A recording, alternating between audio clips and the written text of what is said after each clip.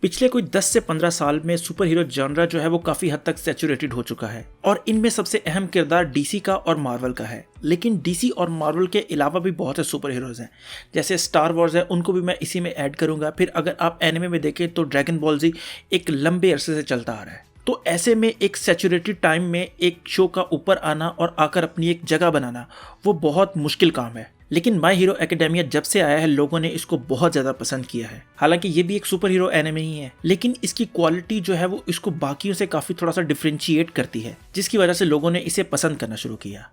तो मैं आज इसके सीज़न 1 का रिव्यू करने जा रहा हूँ और इस वीडियो में होंगे स्पॉयलर्स। तो अगर आपने ये नहीं देखा तो आप इस वीडियो को छोड़कर जा सकते हैं।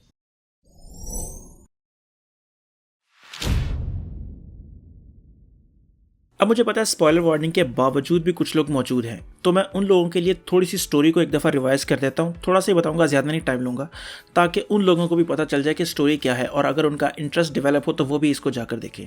तो ये कहानी एक ऐसे वर्ल्ड की है जहाँ पर 80% जो आवाम है दुनिया में वो सुपर हीरो बन चुकी है। तो उनके स्कूल्स हैं, जो उनके टीचर्स हैं वो भी सुपर हीरो हैं।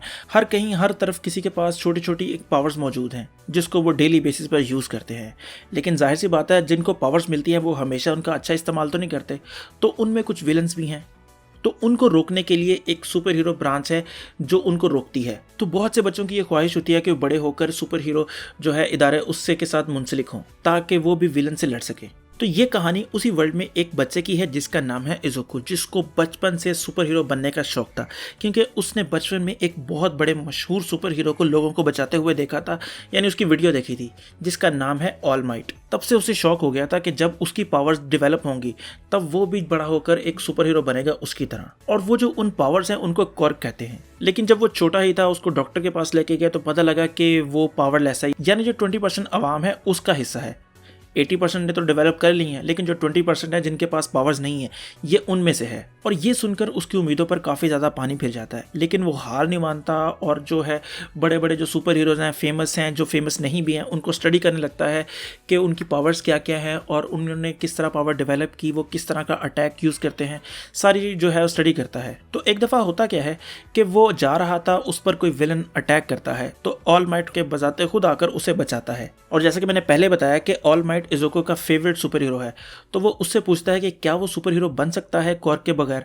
तो वो उसे कहता है कि नहीं, ये काम बहुत ज़्यादा मुश्किल है, क्वर्क के बगैर ये काम नहीं हो सकता। और यहाँ पर हमें ये भी पता चलता है कि जो ऑल माइट है वो जिस तरह शज़ैम है ना, कि वो बच्चा है बिली बैटसन, वो शज़ैम बोलता है तो वो बड़ा हो जाता है, इसी तरह वो भी एक पतला सा आदमी है और उसके अंदर पावर्स हैं। उसने जब किसी से लड़ना होता है तो वो बड़ा बन जाता है, लेकिन एक एक्सीडेंट के दौरान, यानी कि किसी से फाइट के दौरान उसका जो है स्टमक अंदर से उसकी पावर्स वीक होती जा रही हैं। अब वो पूरे दिन में सिर्फ 3 घंटे जो है वो बन सकता है सुपर हीरो, बाकी पूरा दिन उसे पतला आदमी बनकर घूमना पड़ता है। तो ये सुनकर इज़ोको काफ़ी डिसअपॉइंट हो जाता है और वो इसके बाद वो जा रहा था, तो तब उसे पता चलता है कि वही विलन जिसने उसके ऊपर अटैक किया था उसने उसके एक दोस्त को पकड़ लिया है, जिसको वो तो दोस्त मानता है लेकिन वो सामने वाला उसे दोस्त नहीं मानता, वो तो उसको तंग करता है और उसने उसकी छेड़ भी बनाई है, यानी कि उसको तंग करता है और उसका नाम डेकू रखा हुआ है। और जैसा कि मैंने पहले बताया कि डेकू के पास कोई पावर नहीं है, यानी कि वो पावरलेस है, लेकिन फिर भी वो अपने दोस्त को बचाने के लिए उस विलन से लड़ाई करने के लिए चला जाता है। तो ये देखकर जो ऑल माइट है वो काफ़ी इंप्रेस होता है और वो उसे ये ऑफर करता है कि अगर मैं तुम्हें अपनी पावर्स दे दूँ,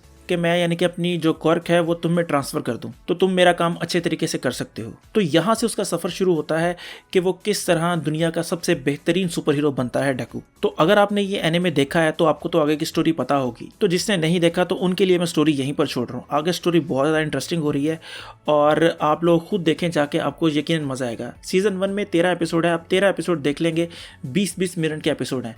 पहले 3 मिनट तो वो गुजर जाते हैं OST में, फिर उसके बाद रीकैप आता है तो उसमें गुजर जाते हैं। तकरीबन 20 मिनट का एक एपिसोड बनता है और उसमें भी थोड़ा स्लो मोशन, तो आपको मज़ा आएगा यकीनन देखने का। इसके अलावा अगर आपने इससे पहले नारुतो देखा है तो आप अगर शुरू के 2-3 एपिसोड देखेंगे या आप सीज़न 1 भी देख लेंगे ना, तो आपको वही फीलिंग आएगी कि ये नारुतो ही है, लेकिन उसको उन्होंने मॉडिफाई करके यानी कि अच्छा करके बनाया है। नारुतो मैंने देखना शुरू किया था, मैंने कुछ तकरीबन 30-35 एपिसोड देखी हैं, उसके बाद मैंने नारुतो को छोड़ दिया। वजह क्या है कि बीच में फिलर एपिसोड काफ़ी ज़्यादा थे, यानी कि एक एपिसोड में काम हो सकता था उसको वो खींच कर 3 से 4 एपिसोड पर लेके चले गए। अगर आप हीरो एकेडेमिया की बात करें तो इसमें भी ऑलमोस्ट कैरेक्टर वैसे ही हैं। एक आपके पास एक पतला सा लड़का है जो कोई अच्छा काम करना चाहता है, जैसे नारुतो है, लेकिन सब लोग उसे इग्नोर करते हैं जैसे कि नारुतो को करते थे। तो सेम इसी तरह की स्टोरी है। और उनका एक टीचर है, वो भी उस तरह का ही, जो उसमें ककाशी था मेरे ख्याल से, हाँ ककाशी था, तो उसकी तरह का है। फिर उसके बाद सात्सुके है। तो मतलब कैरेक्टर्स काफ़ी सिमिलर हैं, लेकिन स्टोरी मेरे ख्याल से इसकी ज़्यादा बेहतर है। अगर आप सुपर हीरो जनर को थोड़ा सा भी पसंद करते हैं ना, तो आपको यकीनन बहुत ज़्यादा मज़ा आएगा इस एनिमे को देखकर। और मैंने किसी से ये भी सुना है कि माय हीरो एकेडेमिया की जो ऑफिशियल इंस्पिरेशन है, यानी कि उन्होंने जिसका आइडिया लेकर इसको बनाया है, वो नारुतो ही है। और मेरे ख्याल से उन्होंने नारुतो से बेहतर बनाया है ये माय हीरो एकेडेमिया। अब पता नहीं इस बात में कितनी सच्चाई है कि ये ऑफिशियल है या नहीं, लेकिन जितना मैंने सुना है मैं आप लोगों को वो बता रहा हूँ।